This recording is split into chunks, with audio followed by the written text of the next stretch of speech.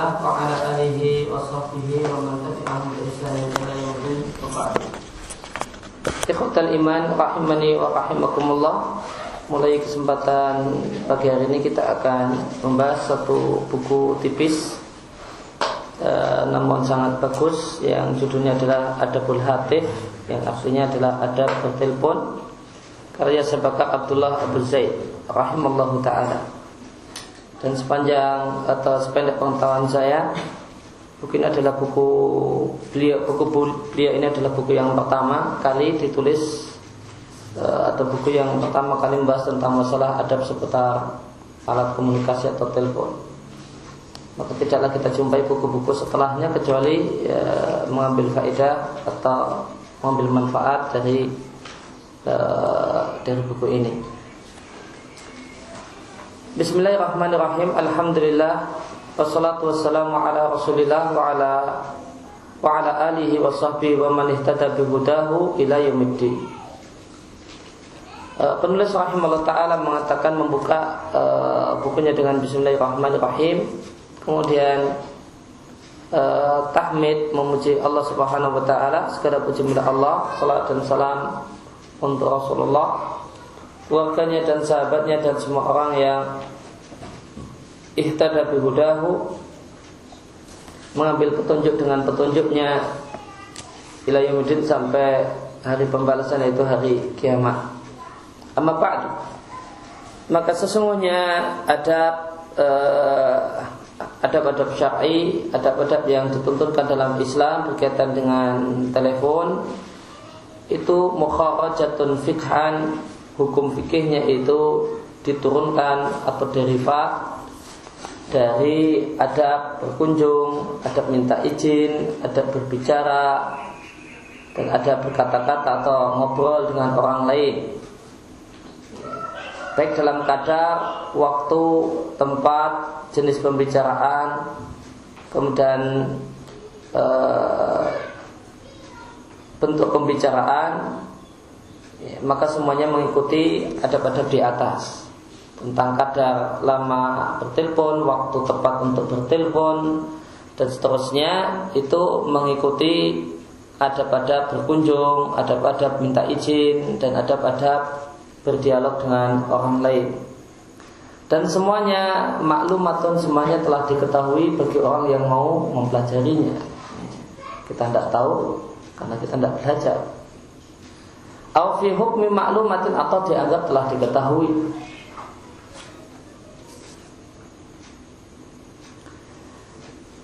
Telah diketahui atau telah diketahui dalam dari syariat yang suci.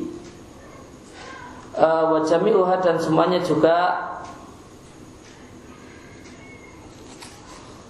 semua adab-adab tadi itu adalah bagian dari daftar qaimah, daftar al-fadail, kelebihan dan sisi-sisi indah, sisi-sisi kebaikan yang didakwakan oleh Islam untuk membangun kehidupan seorang muslim di atas keutamaan dan sifat-sifat mulia dan akhlak-akhlak yang luhur, yang mulia. Maka beliau sampaikan bahasanya adab-adab tersebut, adab berkunjung dan seterusnya, yang kemudian ini jadi adab yang bisa diambil dari sana, adab masalah berkomunikasi jarak jauh lewat telepon atau yang lain. Ini beliau sampaikan bahasanya ini adalah bagian dari sisi indah ajaran Islam, dan ini bukti betapa bagusnya ajaran Islam, karena Islam mengajarkan adab-adab berkunjung, adab berbicara, yang darinya bisa kita simpulkan adab komunikasi jarak jauh, telepon dan semisalnya. Kemudian semua adab-adab tersebut dibangun di atas prinsip arifki wal lutfi, prinsip lemah lembut. Maka inti pokok adab berkunjung, adab berbicara itu adalah bersikap lembut, nyaman, ya, kepada orang lain, tidak mengganggu orang lain. Itu prinsipnya. Yang dari sini maka nanti dari prinsip dasar ini kemudian turun banyak aturan. Akan diturunkan darinya berbagai adab. Yang semua adab-adab tersebut kalau dikembalikan intinya adalah tidak mengganggu orang, tidak menyusahkan orang, ya, yang dalam istilah Arabnya adalah arifku wal lutfu, bersikap lemah lembut dengan orang lain, tidak menyusahkan dan merepotkan orang lain. Dan prinsip bapaknya adalah meladani sang Nabi yang membawa syariat yang penuh dengan kebaikan dan yang sangat agung ini. Itulah Muhammad sallallahu alaihi wasallam. Terdapat hadis yang sahih dari Nabi sallallahu alaihi wasallam. Nabi sallallahu alaihi wasallam mengatakan, "Inna rifqa la yakunu fi syai'in illa zanahu." Tidaklah lemah lembut itu ada pada sesuatu kecuali menyebabkan sesuatu itu menjadi baik dan indah. Wa la yunza'u min syai'in illa syanahu, dan tidaklah dicabut lemah lembut dari sesuatu kecuali jeleklah, akan jadi jeleklah sesuatu tersebut. Maka tidaklah ada lemah lembut dalam bicara kecuali jadilah pembicaraan tersebut pembicaraan yang baik. Dan tidaklah hilang lemah lembut dari adab berbicara kecuali akan jadilah pembicaraan tersebut pembicaraan yang menyebalkan, pembicaraan yang menyusahkan dan semacam itu. Sebagaimana tidaklah ada lemah lembut dalam dakwah kecuali akan menyebabkan indahnya dakwah. Akan tapi jika dakwah Ahlussunnah, dakwatul haq, dakwah kepada kebaikan, ajaan pada kebaikan itu tercabut darinya lemah lembut, maka jadilah dakwah yang sangat menakutkan. Dan tidak ada lemah lembut dalam satu rumah tangga kecuali akan menyebabkan rumah tangga tersebut menjadi rumah tangga yang indah dan membahagiakan dan menyenangkan. Tidaklah lemah lembut hilang dari satu rumah tangga. Suami tidak lembut pada istrinya, istri tidak lembut pada anaknya, ayah dan ibu tidak lembut dengan anaknya, maka jadilah rumah tangga tersebut rumah tangga yang panas, rumah tangga yang tidak nyaman. Dan juga terdapat hadis yang sahih berupa sabda Nabi sallallahu alaihi wasallam, "Man yuhramu arifqa yuhramu al-khaira kullahu." Siapa yang tidak ada pada dirinya lemah lembut, maka dia tidak mendapatkan seluruh kebaikan. Dengan kata lain, Nabi katakan lemah lembut adalah pangkal semua kebaikan. Maka pangkal semua kebaikan kata Nabi sallallahu alaihi wasallam, pangkal dan akarnya adalah lemah lembut.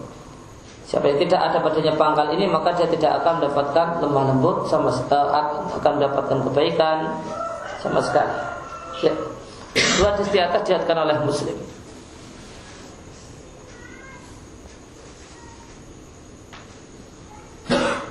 Kemudian ada pada bertelepon ini dituntut dari dua pihak. Yang pertama adalah al-muttasil, orang yang pihak yang menghubungi, wal muttasil bihi, dan pihak yang dihubungi.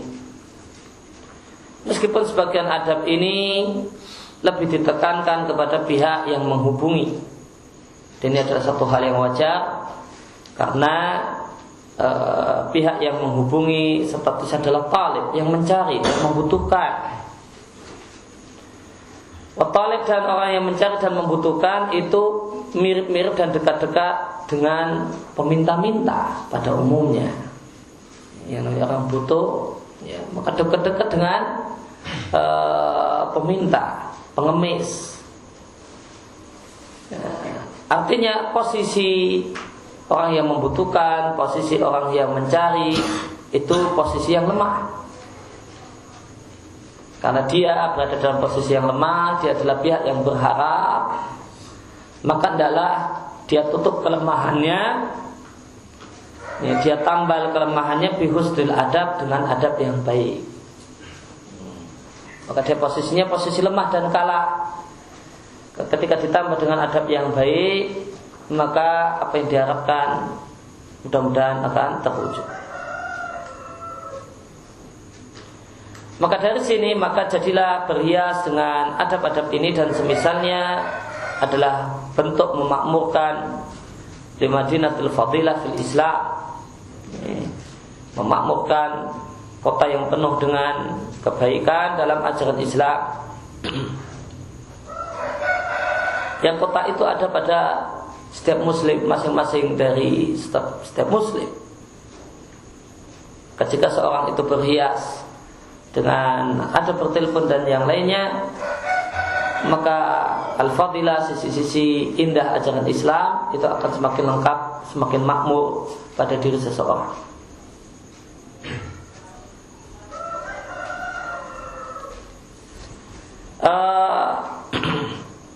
Kemudian Madinatul Fadilah atau sisi-sisi kelebihan, sisi-sisi utama ajaran-ajaran mulia dalam Islam yang ada pada diri seseorang itu dibangun di atas prinsip menyebarluaskan persaudaraan dan rasa cinta, interaksi yang baik, menjaga janji, menunaikan amanah, dan menumbuh sebarkan kebaikan, manfaat, dan mencegah keburukan. Maka sangatlah layak adab-adab ini menjadi min maqasidis syariah, akan min maqasidil Islam, di antara tujuan pokok ajaran Islam. Wa ilaka, dan untuk anda wahai pembaca, penjelasan tentang adab-adab tersebut wahid dan itra wahidin, satu demi satu. Meskipun fil jumlah secara umum hukum dari adab-adab tersebut berbeda dengan perbedaan keadaan manusia, perbedaan waktu, perbedaan tempat, dan perbedaan kadar dan kedudukan orang dan kemampuannya.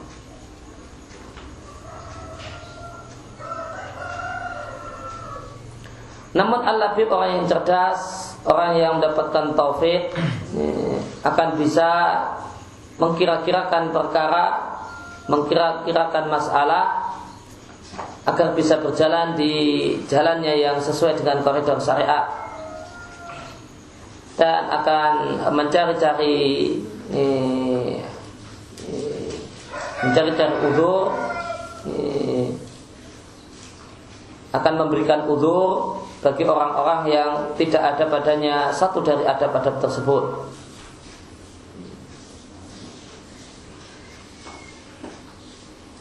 Karena manusia tidaklah berada dalam level yang sama dalam masalah berpikir, dalam masalah belajar, dalam masalah rasa, kemudian dalam masalah husnul tasarruf, sikap-sikap yang baik. Dan orang yang bahagia adalah orang yang jika diingatkan dia maka dia teringat, jika diberitahu maka dia tahu, dan jika dia ingatkan dia jadi ingat. Maka berikut ini adalah rentetan sejumlah yang baik dari adab-adab tersebut, dan yang faktor yang mendorongku untuk mencatatkannya adalah karena tiga hal.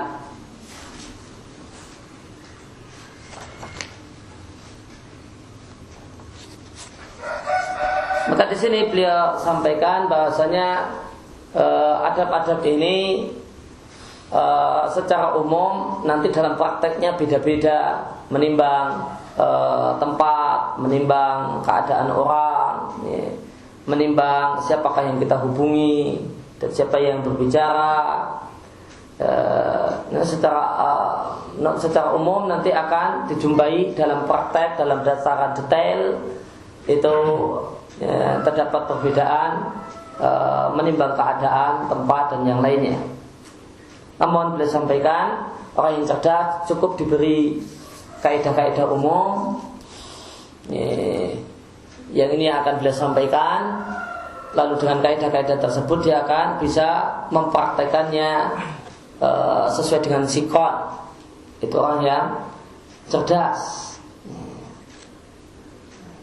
Namun orang yang tidak cerdas tentu harus ditunjuk hidung. Ini loh, kamu harus begini, kamu harus begitu.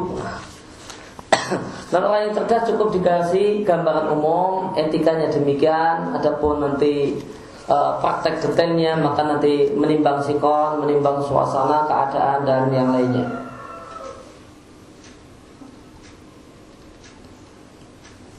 Namun kemudian beliau sampaikan, jika kita jumpai ada orang-orang yang sudah berusaha untuk beretika, namun kok ternyata kurang beretika, maka adalah kita mencari-cari alasan yang bisa memaklumi keadaan dirinya. Karena nilai rasa orang itu beda-beda. Ada orang yang sensitif, ada yang tidak sensitif, ada orang yang mudah paham, oh semacam ini artinya belum tidak suka. Ada juga yang sudah dikasih isyarat juga nggak paham-paham kalau ini artinya tidak suka. Maka dzauq, nilai rasa orang itu beda-beda. Kemudian kemampuan dalam masalah bersikap yang baik, husnul tasarruf, itu beda-beda. Ada orang yang punya kemampuan yang baik dalam bersikap, menyesuaikan diri dan adaptasi, ada yang tidak. Namun yang jelas, beliau sampaikan tanda orang yang baik adalah jika diberitahu kemudian mau tahu, tidak kemudian diberitahu malah kemudian tutup telinga. Dan jika dia ingatkan dia jadi ingat. Ya, maka itu tanda orang yang baik, atau dalam bahasa Arabnya tanda orang yang bahagia.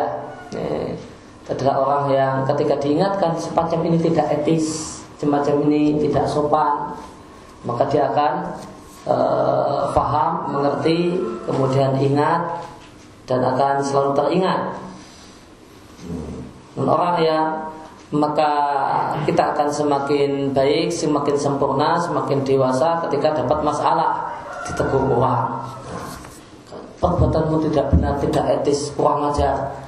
Maka kita akan bisa memperbaiki ke depan. Maka dengan masalah orang itu semakin dewasa, dengan masalah orang itu semakin mengerti, dengan masalah dapat teguran orang, dapat sikap keras dari orang, dia semakin faham, oh semacam ini kurang baik, semacam itu kurang tepat. Maka itulah orang yang as-sa'id. Kemudian beliau sampaikan faktor pendorong yang menyebabkan beliau menulis buku ini. Yang pertama, beliau katakan adalah sebagai pengingat untuk diriku dan siapa saja yang Allah kehendaki dari saudara-saudaraku kaum muslimin. Kemudian faktor pendorong yang kedua yang menyebabkan beliau menulis buku ini adalah at-tanbih, mengingatkan dua kejelekan yang banyak orang terganggu dengan dua kejelekan tersebut ketika dia berhubungan, berinteraksi dengan orang lain. Dua kejelekan yang beliau maksudkan adalah ketika seorang itu menelpon orang lain, muttasil, penelpon itu diam saja ketika samaah sudah diangkat. Karena kalau telepon itu telepon yang masa silam ya, itu kan ada dua istilahnya speaker apa ya, semacam itu, yang ini berfungsi untuk mendengar, yang satu berfungsi untuk bicara, ya kan? Telepon masa silam kan, yang telepon genggam yang gede itu kan ada yang ujung yang atas itu untuk mendengar dari orang yang menelpon, dan ada yang bawah berfungsi untuk berbicara.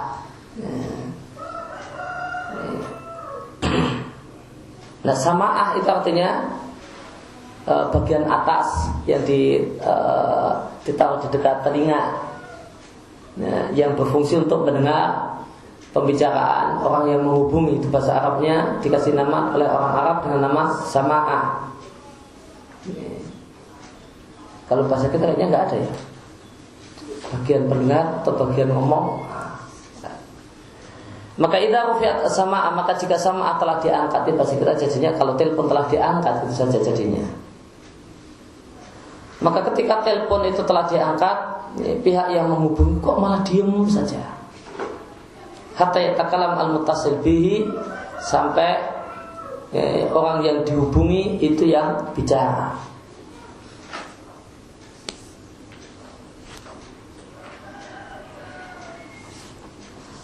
Nah, fama ya'rif as-sawt, maka tidaklah si penghubung, si penelpon itu mendengar suara, bahwasanya orang yang dihubungi itu memang ada sehingga bersuara, illa wa yata al-muttasil, kemudian ternyata begitu mendengar si penghubung itu lalu malah menutup teleponnya.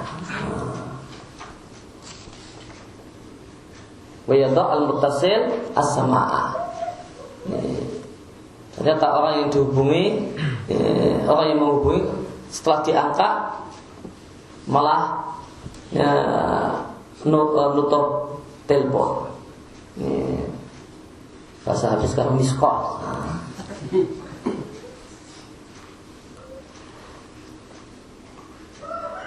Wa yaqti tawjud tahdhir minhu, maka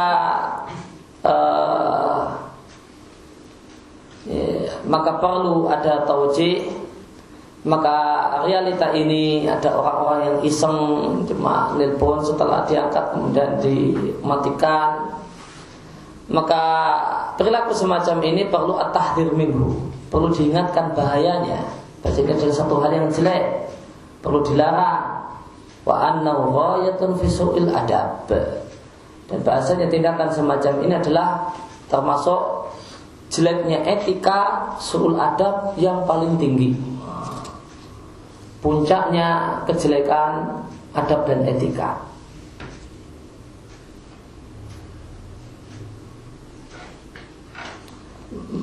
Maka faktor pendorong yang mendorong Syekh Bakar Abu Zaid rahimahullah ta'ala untuk menulis buku ini adalah adanya dua fenomena jelek yang beliau jumpai berkaitan dengan penggunaan telepon. Ini adalah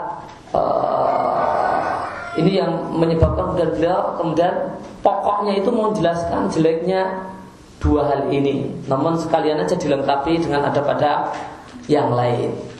Maka tujuan pokok beliau nulis buku ini adalah tahdzir, mengingatkan dua model atau dua perilaku jelek berkaitan dengan penggunaan alat telekomunikasi. Maka maksud pokok buku ini adalah tahdzir dari tadi miss call, dikira orang telepon ternyata dia kirim SMS minta untuk segera dijawab. Miss call berkali-kali cuma ganggu orang, ternyata maksudnya itu dia kirim SMS minta segera dijawab. Kalau minta segera dijawab ya tinggal telepon nanti dijawab. Kalau SMS ya nanti kapan slownya, kapan longgarnya, kapan plongnya hati untuk nulis-nulis. Maka secara umum, maka tindakan semacam ini yang beliau sampaikan tadi, beliau katakan cuma miss call, nelpon kemudian ketika diangkat malah dimatikan. Secara umum adalah satu hal yang sangat jelek. Meskipun dalam kondisi tertentu bisa berubah. Dalam kondisi tertentu bisa berubah. Sebagaimana beliau sampaikan, bahasa ini nanti bisa dalam dataran praktek bisa berbeda-beda, berubah hukumnya atau berbeda hukumnya melihat kondisi dan yang lainnya. Lain kondisinya kalau misalnya dia memang pesan nanti kalau sudah longgar tolong saya di miss call, nanti saya telepon, misalnya. Nanti kalau sudah longgar tolong miss call saya, atau kalau ini sudah siap tolong di miss call, telepon saya nanti saya datang jemput, misalnya. Maka ini lain, karena ini kondisi yang lain, bukan termasuk yang ingin ditahdir oleh Syekh Bakar Abu Zaid. Ini kondisi khusus. Nah, asalnya yang beliau bahas adalah orang-orang yang iseng, orang-orang yang ganggu orang lain, sekedar ganggu iseng, miss call orang untuk mengganggu kenyamanan orang lain. Nah, ini yang beliau ingatkan dan beliau katakan dan beliau sebut ghayatun fi su'il adab. Kemudian fenomena jelek yang lain yang ingin beliau ingatkan dengan buku ini, dan ini jadi maksud pokok beliau menulis buku ini adalah merekam pembicaraan via telepon tanpa izin orang yang berbicara dan tanpa pengetahuannya. Maka ini adalah bentuk khianat terhadap amanah, ya. Bentuk khianat terhadap amanah, wa dumurun fil haya, dan ini adalah tidak punya malu. Dumur makna aslinya kurus, kurusnya rasa malu. Ya nggak enak kalau kita terjemahkan rasa malu ada kurus ada gemuk kan, nggak enak. Ya kalau kita rasa malu ya kita bilang punya rasa malu dan tidak punya rasa malu, tidak rasa malunya gemuk, rasa malunya kurus. Maka menyadap atau bukan menyadap ya, merekam, termasuk juga menyadap ya. Menyadap itu juga nanti merekamnya. Ya, maka ini adalah satu hal yang pada asalnya terlarang kecuali dengan izin. Demikian juga kecuali jika memang itu berkaitan dengan masalah yang penting, ya, berkaitan dengan masalah berkaitan dengan masalah pihak keamanan, ya, ketika ada telepon-telepon yang mungkin dalam kondisi tertentu kemudian diberi hak untuk menyadap dan merekam, KPK diberi hak untuk menyadap dan merekam, maka kondisi-kondisi tertentu yang menyebabkan meskipun tanpa pengetahuannya maka dia boleh merekam dan menyadap. Namun pada asalnya ini adalah khianat, ini adalah perbuatan yang tidak diperkenankan. Kemudian faktor pendorong yang ketiga yang menyebabkan beliau menulis buku ini adalah anal hatib, bahasanya hatib telepon yang bahasa aslinya kalau dari orang pada telepon kemudian diarabkan jadi hatib. Demikian juga an-nida. Nida itu apa maksudnya? Pager apa? Pager itu yang dipakai oleh semacam dipakai oleh apa keamanan ya, yang ditelki apa ya, semacam itu. Demikian juga al-hatib al-jawal,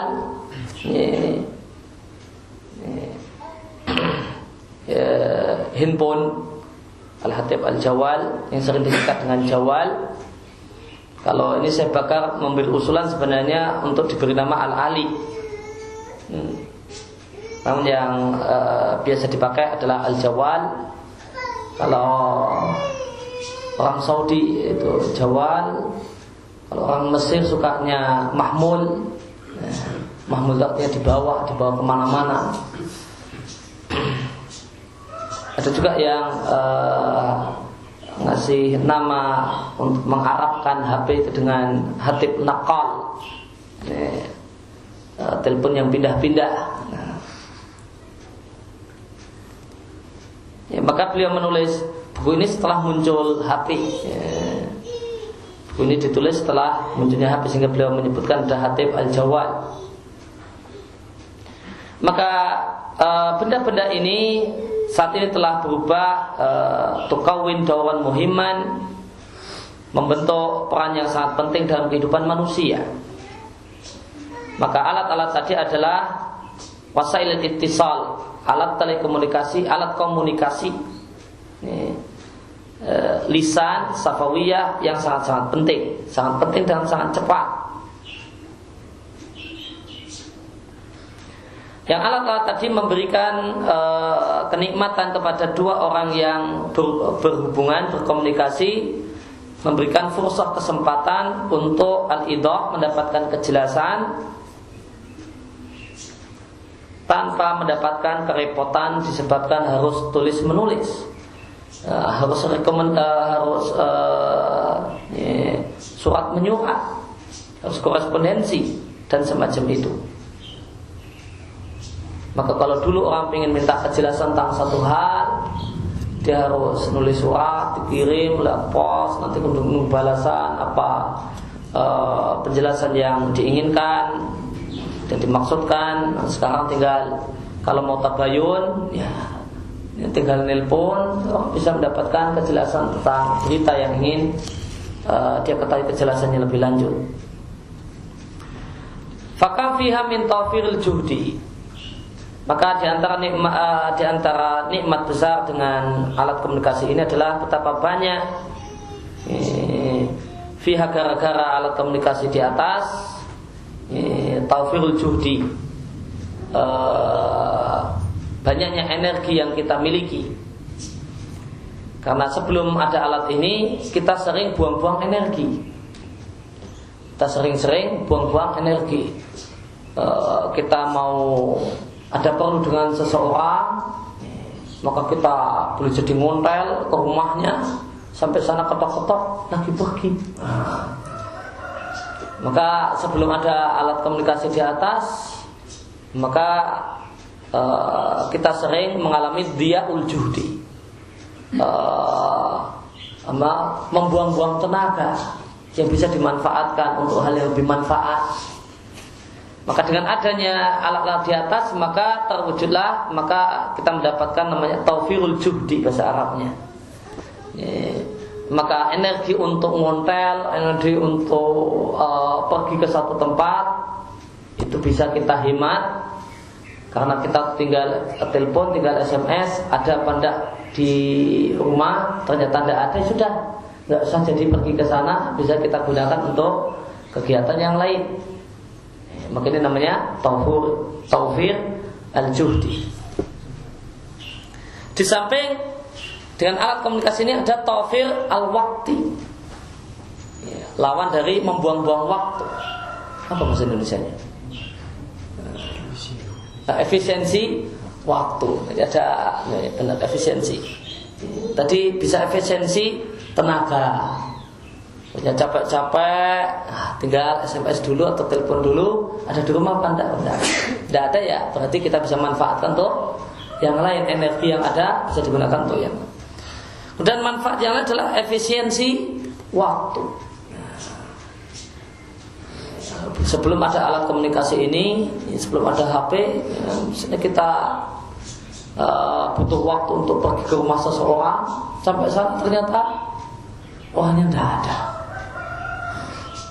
Padahal waktu kesana dan balik lagi sudah makan waktu 1 jam misalnya. Maka betapa banyak waktu yang terbuang, yang bisa dimanfaatkan untuk hal-hal yang lain yang lebih manfaat. Kemudian tawfirul mal, efisiensi keuangan. Kalau kesana butuh biaya, naik bis sampai rumah sana kosong, padahal itu butuh biaya yang tidak sedikit. Maka sekarang tinggal janjian dengan telepon terlebih dahulu atau dengan SMS terlebih dahulu, maka ada tawfir al-mal, efisiensi keuangan. Demikian pula talbiyatul matlub bi aqsaril waqtin. Maka dengan ini maka apa yang diinginkan itu bisa direspon dengan waktu yang sangat singkat. Butuh diambilkan apa, ada yang ketinggalan, tidak harus kemudian datang balik, cukup telepon orang di rumah untuk bawakan atau kemudian maka respon dari apa yang dibutuhkan maka apa yang dibutuhkan itu bisa segera direspon dengan waktu yang sangat singkat. Dan dengan sebab alat komunikasi tersebut maka hilanglah kesusahan dan kecapean karena harus pergi dan pulang. Bahkan wasafar, kecapean karena safar itu hilang. Liumum untuk berbagai perkara yang sudah bisa diselesaikan dengan menggunakan telepon. Maka kalau dulu orang boleh jadi harus safar untuk mengerjakan satu urusan, sekarang orang cukup telepon dan selesailah urusan tanpa harus keluar biaya safar. Semisal tanya pada ulama, dulu orang harus safar untuk ketemu, untuk tanya, Maka kondisi sekarang orang bisa cukup telepon dengan ulama, keluar biaya yang jauh lebih sedikit daripada harus safar, kemudian ketemu cari waktu, maka biaya makan, biaya perjalanan dan sebagainya itu bisa diirit. Maka ini satu nikmat yang sangat besar bagi kita. Maka selainnya falillahil hamdu ala ni'amih, maka selainnya kita memuji Allah Subhanahu wa taala atas nikmat-nikmat yang Dia berikan. Oleh karena itu, maka faktor pendorong yang ketiga beliau sampaikan bahasanya telepon itu sudah menjadi bagian dari kehidupan manusia saat ini. Maka manusia perlu diberitahu bagaimana etika menggunakan alat ini secara syar'i, sehingga alat-alat ini bisa digunakan pada tempatnya.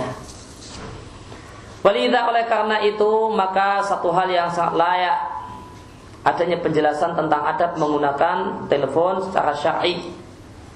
Wa ila bayaniha, berikut ini penjelasan tentang etika tersebut. Yang pertama adalah pastikan kebenaran nomor telepon yang tidak dihubungi. Jangan susahkan orang lain gara-gara salah sambung. Orang lain yang boleh jadi ibu-ibu yang lagi asik masak di dapur, karena ada telepon kemudian datang tergopoh-gopoh, ternyata salah sambung. Susahkan banyak orang. Maka ta'akkad, pastikan awalan terlebih dahulu benarnya nomor sihhati rakam, benarnya nomor telepon yang mau dihubungi sebelum dihubungi, sehingga tidak sampai terjumus dalam gholat salah sambung. Maka gara-gara salah sambung ini engkau membangunkan orang yang tidur, engkau mengganggu orang yang sakit, atau tuzril ghairaka abasan, engkau sibukkan orang lain ternyata dengan satu hal, datang tergopoh-gopoh ternyata sia-sia.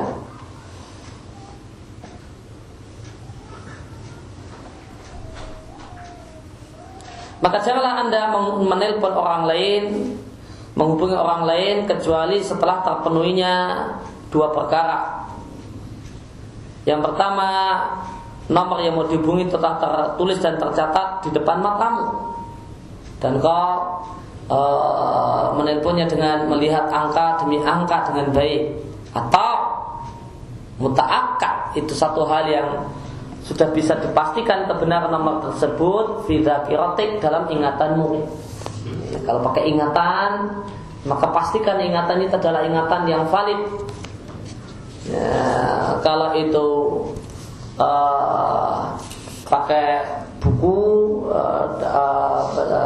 atau tercatat, maka pastikan nomor tersebut adalah nomor yang pas, tepat, dan hubungi angka demi angka, atau tuliskan angka demi angka.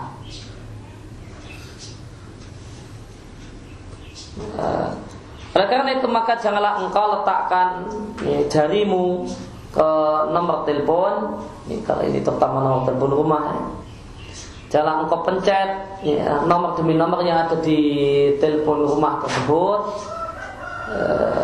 sampai ke engkau ikuti juga dengan pandangan mata.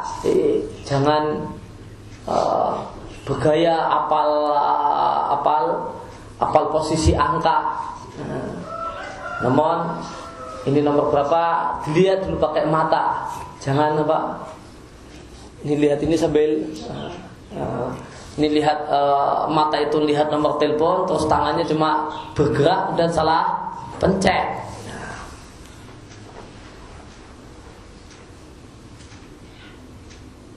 Kemudian jika ternyata salah sambung, fatalattah bil i'tidar, maka i'tidar, maka sampaikanlah permintaan maaf dengan bahasa yang lembut. Katakan ma'dziratan, maaf salah sambung. Jangan kemudian salah sambung toh, maka tutup gitu. Jangan. Namun berbicara dengan lembut, minta maaf karena salah sambung.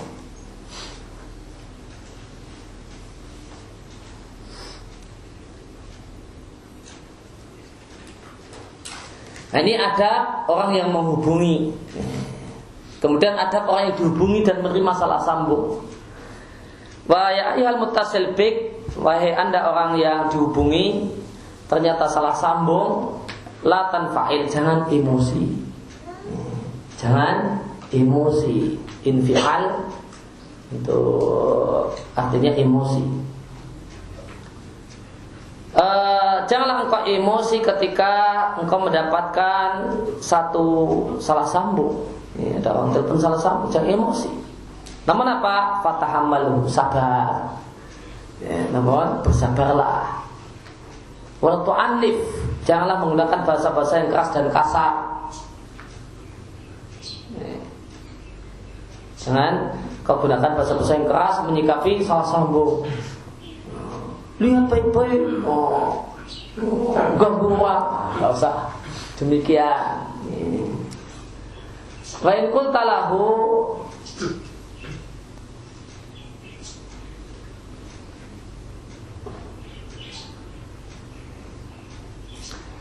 namun jika engkau katakan kepadanya dengan bahasa yang halus, kalau bahasa Arabnya fadlan, Arabmu ghalat, ya, kalau bahasa kita maaf, nomor Anda keliru, maaf Anda salah sambung. Maka jika memang orang tersebut memang murni salah sambung, asli memang salah sambung, maka dia, orang tersebut yang murni salah sambung tadi tidak dosa. Maka di sini, maka ketika Anda mengatakan maaf Anda salah sambung, maka Anda telah memasukkan rasa gembira kepada dirinya. Dan memang secara syariat Anda tidak punya hak untuk menghukumnya. Anda tidak punya hak untuk marah-marah padanya, karena memang dia tidak salah, memang asli keliru. Maka dia bukan orang yang sengaja yang berhak untuk mendapatkan hukuman. Namun jika dia memang adalah orang yang sengaja menyakiti, mengganggu, maka ketika kita balas gangguannya dengan bahasa yang santun, maka faqad nafadhahu sahmul lutfi, maka sungguh telah menembus dirinya anak panah kelembutan. Maka ketika dia memang adalah orang yang memang cuma mau mengganggu, kemudian disikapi dengan bahasa yang lembut, maaf Anda salah sambung, maka Anda menang atas dirinya. Maka Anda menang atas dirinya karena Anda menyikapi perbuatan jeleknya dengan perbuatan baik. Maka untuk ganjaran dan untuk dia dosa.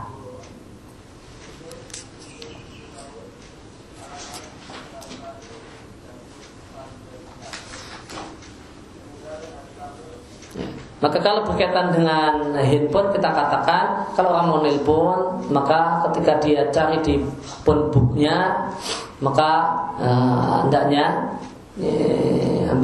dia pastikan pas dulu, jangan terlalu gesa-gesa akhirnya kepencet salah sambung. Namun pastikan dulu dengan baik kalau memang itu nama yang dituju dan nomor telepon yang dituju. Nah, sebagian orang dan nyari pendaftar nomor telepon yang ada di HP-nya dan cepat-cepat akhirnya tersambungkan dengan orang yang bukan dimaksudkan.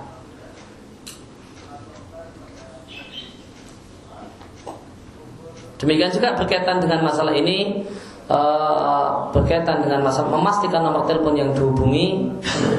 Maka banyak kasus kalau di dunia HP orang karena HP-nya disaku kemudian kepencet tersambung pada orang lain. Dan yang paling sering mendapatkan, mungkin yang paling sering mendapatkan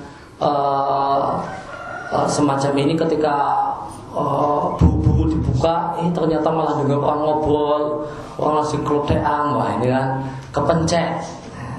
Dan yang paling sering mendapatkan semacam itu adalah orang-orang yang nama depannya A. Termasuk saya. Seringkali ada telepon, ada ini, ternyata dipencet, malah orang lagi naik motor, ada orang lagi apa. Maka berkaitan dengan masalah ini ta'akat awalan min sihhati raqam, maka satu hal yang patut untuk diperhatikan, ya adab yang patut diperhatikan kalau HP itu disaku atau diletakkan di mana, pastikan dalam kondisi terkunci. Pastikan dalam kondisi terkunci sehingga Anda tidak menjadi orang yang mengganggu orang lain gara-gara handphone Anda kepencet dengan sendirinya, kemudian terhubunglah orang yang nama depannya A.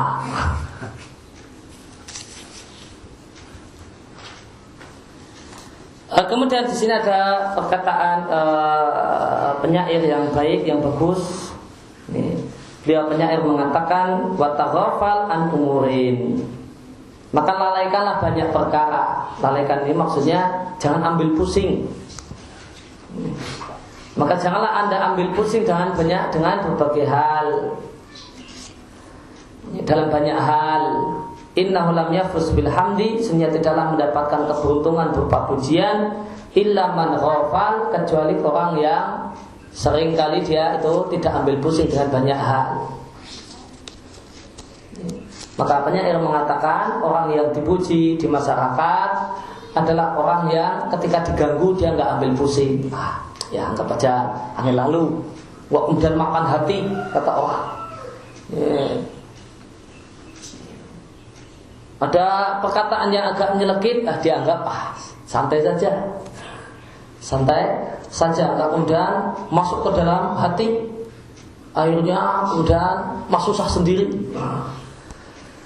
Maka orang yang terpuji adalah orang yang seringkali dia bersikap santai berkaitan dengan gangguan orang. Boleh jadi gangguan orang tersebut berupa perbuatan, berupa kata-kata, berupa sikap. Maka nggak perlu muring-muring ada orang salah sambung. Nggak perlu muring-muring, nggak perlu marah-marah. Anggap lalu saja hal tersebut. Nggak usah dongkol di hati, jengkel. Akhirnya istri dimarahi, anak bentak-bentai gara-gara jengkel. Maka orang yang terpuji, kata penyair, adalah orang yang santai dalam banyak masalah, dalam banyak perkara. Bukan santai yang jelek ya. Santai saja. Ada orang nyakiti, biarin. Ada orang nahdir, tak apa-apa, mantap tenang. Taghafal. Maka taghafal an umurin. Maka buatlah santai gangguan orang itu. Buat santai saja. Diambil sisi baiknya saja, gak perlu makan hati gara-gara sikap orang ini dan itu. Maka lalaikan. Santai saja, gak usah anggap saja angin lalu, gak usah dimasukkan ke dalam hati. Orang yang terpuji itu adalah orang yang punya prinsip semacam ini. Dalam banyak masalah, dalam banyak gangguan, dia nggak ambil pusing, nggak makan hati, dia menganggapnya sebagai angin lalu, nyantai, padahal dia diganggu ini dan itu. Dan orang yang hidupnya itu susah, ketika setiap ada orang yang mengganggunya dengan lisan, dengan perbuatan, kemudian dia masukkan ke dalam hati, itu hidupnya susah. Namun orang yang bisa menikmati hidup ini, bisa bahagia hidup di dunia, adalah orang yang mendapatkan gangguan lisan, gangguan perbuatan, nyantai. Anggap saja inilah indahnya kehidupan, adanya orang-orang yang usil-usil semacam itu. Inilah mozaik kehidupan. Enggak lengkap hidup ini tanpa adanya orang-orang yang usil, suka ganggu. Demikian. Dan kita katakan pada hati kita, jika Anda ingin tetangga yang tidak pernah ganggu, maka Anda tidak akan pernah mendapatkan tetangga semacam itu, kecuali bertetangga dengan kuburan. Maka Anda tidak akan dapat gangguan dari penghuninya. Boleh jadi dapat gangguan dari jin yang usil lah ya. Tapi kalau dari penghuninya tak ganggu. Anteng dia nggak akan ngerasain, nggak akan ini, dia nggak akan bikin fitnah dan sebagainya. Kalau tetangganya sampai kanannya kuburan, sampai kirinya kuburan, belakangnya juga kuburan. Tapi kalau selama orang itu bertetangga dengan manusia, maka dia akan pasti mendapatkan gangguan dari orang lain. Maka jika Anda ingin mendapatkan teman yang tidak pernah menyakiti, tidak pernah mengganggu, maka Anda tidak akan pernah mendapatkan teman. Anda tidak akan pernah mendapatkan teman. Saya hanya mau berteman dengan orang yang tidak pernah menyakiti saya.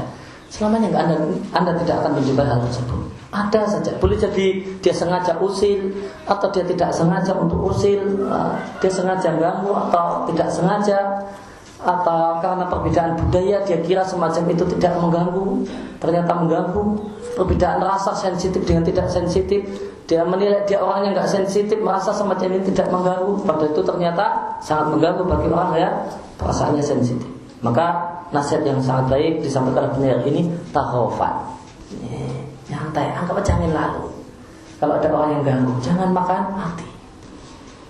Lam yafuz bil hamdi illa man khafal. Karena orang itu tidak akan mendapatkan keberuntungan menjadi al-mahmud, orang yang terpuji, kecuali orang yang banyak tidak makan hati dengan gangguan orang, tidak peduli dengan gangguan orang, nyantai dengan gangguan orang. Kemudian waktu ittisal,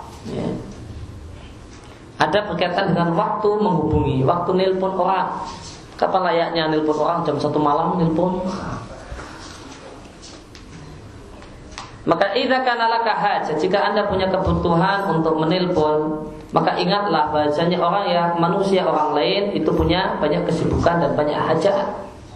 Mereka punya waktu makan, waktu tidur, waktu istirahat. Maka mereka dalam keadaan yang telah disebutkan, lagi makan, lagi tidur, aula bil udhri minka, lebih layak untuk mendapatkan udzur darimu, lebih layak untuk tidak diganggu, lidarurat, karena keadaan darurat atau karena kebutuhannya.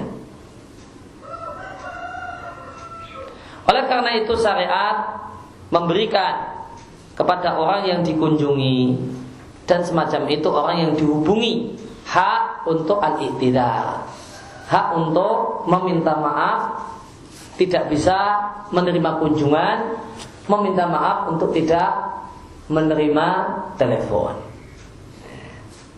Dunaluju ilal kadzib, tanpa perlu menggunakan bohong, tanpa perlu mengatakan si A itu tidak ada di rumah padahal dia ada di rumah. Allah Subhanahu wa taala berfirman di surat An-Nur ayat yang ke-28 menyampaikan hak orang yang dikunjungi, itu dia punya hak untuk menolak kunjungan. Allah katakan wa idza qila lakum, jika dikatakan kepada kalian wahai para tamu, irji'u, pulanglah. Ini lagi acara, enggak bisa menerima kunjungan. Farji'u, maka pulanglah kalian dalam keadaan hati yang lapang. Huwa azkalakum, itulah yang lebih baik untuk kalian.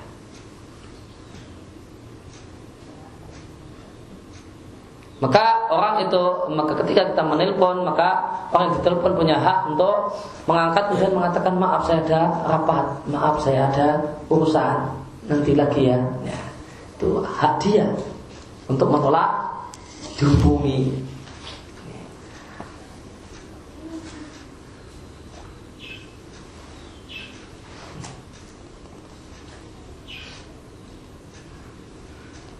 Atau boleh jadi dia menolak untuk dihubungi dengan tidak mengangkat, ditelepon malah kemudian di silent. Nah dia lagi tidur, ada orang telepon, ganggu aja di silent. Maka dia punya hak. Maka hendaknya orang yang si penghubung itu hendaknya yaltamis al-udhra. Adab orang yang menghubungi, ketika dia menghubungi dan tidak diangkat, maka hendaklah dia mencari udzur, mencari-carikan udzur untuk saudaranya dengan mengatakan, oh beliau boleh jadi lagi sibuk, lagi ada keperluan, sehingga nyambung namun tidak diangkat. Maka berdasarkan hal tersebut, fa'alaika, maka menjadi kewajiban Anda untuk memilih waktu yang tepat, dengan memperhatikan sikon, aktivitas, dan hubungan-hubungan, relasi-relasi saudaramu, dan apa yang menjadi kewajiban dan tanggung jawab dia. Maka jika orang yang Anda hubungi itu adalah orang yang posisinya kurang lebih di luar rumah, maka hendaknya Anda mengingat dia itu statusnya siapa, kewajibannya apa, kesibukannya seperti apa. Kalau yang Anda hubungi adalah orang yang posisinya ada di luar rumah kira-kira, dia adalah orang super sibuk semacam ini, mau jam-jam segini adalah jam-jam sibuknya beliau, maka mungkin waktu yang cepat, ya mungkin waktu beliau agak nyantai, ya sekitar jam sekian. Maka itu harus menimbang sikon dari pekerjaan dia, sikon dari relasi dan hubungan-hubungan dia. Dia harus sikon dari wajibat dan mas'uliyah, kewajiban dan tanggung jawab dia di dunia kerjanya, di tempat kerjanya, itu harus diperhatikan. Kemudian wa mura'iyan malade ahlil bait, demikian pula memperhatikan orang yang di rumah berkaitan dengan waktu tidur, waktu istirahat dan waktu makan. Nah, kalau orang yang dihubungi itu kira-kira di rumah karena ini hari libur, maka dipertimbangkan juga kira-kira kalau jam segini itu waktu tidur ataukah bukan, waktu istirahat ataukah bukan, waktu makan ataukah bukan.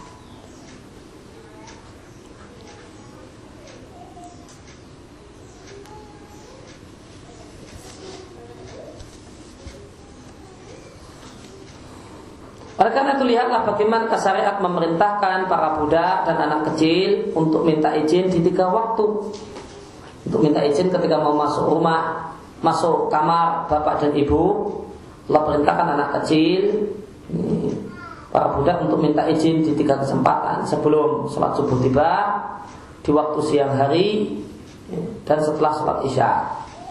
Adapun orang-orang yang merdeka dan sudah balik, anak-anak yang sudah balik, maka wajib minta izin ketika masuk ke rumah, ke kamar bapak dan ibunya setiap saat. Dalil tentang masalah ini bisa dibaca di surat An-Nur ayat yang ke-58 sampai ke-59. Demikian juga Nabi SAW melarang musafir yang pulang kampung, yang pulang ke rumahnya. Nabi larang untuk aturuk laila, untuk mengetok pintu di malam hari. Atau kudumil musafir, datangnya seorang musafir menemui keluarganya di malam hari tanpa pemberitahuan kepada mereka. Apa manfaatnya, apa tujuannya? Supaya seorang suami, seorang bapak tidaklah menjumpai dari keluarganya sesuatu yang tidak dia sukai, semacam rumah yang tidak bersih, atau istri yang belum berdandan, istri suami pulang rambutnya masih gak karuan, gak perhatian dengan dirinya, wajar karena tidak tahu. Wali ala, dan supaya tidak yatakhawanahum, mencari-cari, jadi alasan seorang suami untuk mencari-cari keteledoran istrinya, di samping supaya tidak mengganggu mereka. Maka Nabi SAW di antara adab yang Nabi ajarkan ketika musafir itu pulang, Nabi larang pulang malam-malam tanpa ada pemberitahuan terlebih dahulu. Kemudian di sini disampaikan oleh Sebakar Abu Zaid, hikmahnya ada 3 hikmah. Yang pertama adalah supaya suami tidak melihat hal-hal yang tidak dia sukai berkaitan dengan rumah dan istrinya, rumah yang kotor dan sebagainya. Kemudian yang kedua adalah supaya tidak dijadikan alat untuk suami untuk mencari-cari kekurangan istri. Kemudian yang ketiga adalah supaya tidak mengganggu dia lagi tidur nyaman, capek seharian, kemudian tiba-tiba malam-malam datang diganggu oleh suaminya. Namun ini larangan ini berlaku jika duna iklamihim, tanpa pemberitahuan. Namun kalau sudah diberitahu, nanti saya akan sampai rumah jam sekian, saya sekarang naik bis, posisi saya sudah sampai sini, sudah sampai Solo, ini sebentar lagi akan sampai Jogja, kurang lebih sekian, maka tidak mengapa datang malam-malam. Maka kesimpulannya ada berkaitan dengan tentang masalah waktu untuk bertelepon, maka gunakanlah husnul ta'amul, interaksi yang baik, pergaulan yang baik ketika menghubungi orang, dengan menimbang waktu yang tepat untuk menghubungi. Dan jika dia meminta maaf kepada Anda dan meminta supaya menunda komunikasi sampai waktu yang lain karena dia lagi sibuk rapat atau yang lain, maka terimalah permintaannya dengan lapang dada. Atau seandainya orang yang dihubungi untuk mengatakan tunggulah sebentar, maka Anda menunggu dalam keadaan Anda muna'amal bal, hati senang, ghaira mutabarimin tidak dalam keadaan hati yang jemu dan bosan. Dan perlu diketahui bahasanya hukum berkaitan dengan menimbang waktu yang tepat untuk menghubungi ini hanyalah berlaku, ini tidak berlaku untuk tempat-tempat umum yang terbuka sepanjang waktu. Ini tidak berlaku untuk sarana-sarana umum yang memang menyatakan diri bisa dihubungi selama 24 jam. Madar sa'atil lail wan nahar, sepanjang waktu baik malam ataupun siang. Contohnya semacam bagian administrasi hotel, bagian resepsionis hotel karena mau tiba di satu kota itu malam hari, mau kemudian cari tempat istirahat, maka menghubungi nomor telepon hotel tertentu, bisa nggak tidur di sana, istirahat di sana, maka tidak mengapa meskipun nelponnya jam 12 malam misalnya. Atau dulu takjil lil musafirin, atau rumah sewa untuk musafir, ya mungkin tempat kita ghost semacam itu. Dan tempat-tempat yang lain yang semisal itu, rumah sakit, kepolisian, itu tidak mengapa. Telepon jam 2 malam, namun ya jangan cuma ganggu Pak Polisi, gimana? Miskal udah ditutup lagi. Cuma memang benar-benar ada perlu, tidak mengapa meskipun tengah malam. Pengecualian ini disimpulkan dari pengecualian berkaitan dengan ayat yang mengatur tentang masalah meminta izin. Allah katakan, laisa alaikum junahun, tidak ada dosa atas kalian untuk masuk satu rumah yang tidak memiliki penghuni tetap. Fiha mata'ul lakum, padahal di tempat tersebut, di rumah tersebut ada keperluan kalian. Dan Allah mengetahui apa yang kalian nampakkan dan apa yang kalian sembunyikan. Maka tempat yang tidak aslinya bukan tempat hunian, aslinya tempat tersebut bukan tempat hunian, dan kita memang perlu ada keperluan di sana, maka boleh masuk ke ruangan tersebut ya, tanpa minta izin terlebih dahulu di depan. Misalnya hotel itu tidak, bukalah ada orang masuk hotel itu di depan pintu masuk hotel kemudian assalamualaikum. Nah, mak duduk saja. Kalau masuk hotel nanti ketemu resepsionis mau cari kamar atau apa, ya. Nggak kemudian di depan pintu. Nah, kalau yang ada minta izin itu di depan pintu, ambil sebelah kanan atau kiri pintu, kemudian salam. Ini berlaku untuk rumah hunian. Kalau bukan rumah hunian, itu langsung saja masuk. Mau ada perlu ke kantor polisi itu tidak kemudian di depan ini terus sibuk salam minta untuk izin, dah langsung aja masuk. Kira-kira bagian mana yang diperlukan? Yang dimaksud dengan Allah maksudkan buyutan ghairu maskunatin fiha mata adalah tempat-tempat yang dituju oleh semua orang yang ada keperluan berkaitan dengan tempat tersebut. Yang tempat tersebut bukanlah takhta subi'atin duna ahadin, yang khusus hanya milik seseorang tanpa orang lain.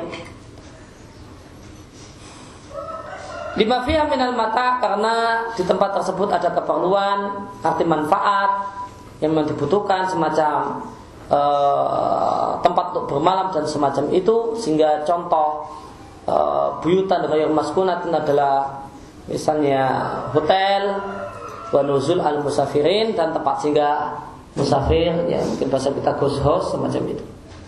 Maka untuk masuk tempat ini itu tidak ada aturan untuk izin di depan terlebih dahulu. Maka demikian juga menelpon nomor layanan hotel, maka tidak harus nunggu waktu tertentu, namun tengah malam juga tidak masalah. Ya, demikian yang kita baca kesempatan pada hari ini. Kita lanjutkan di kesempatan yang akan datang. Sallallahu alaihi wa alihi wasallam. Alhamdulillahirabbil alamin. Subhanakallahumma wa bihamdika asyhadu an la ilaha illa anta astaghfiruka wa atubu ilaik.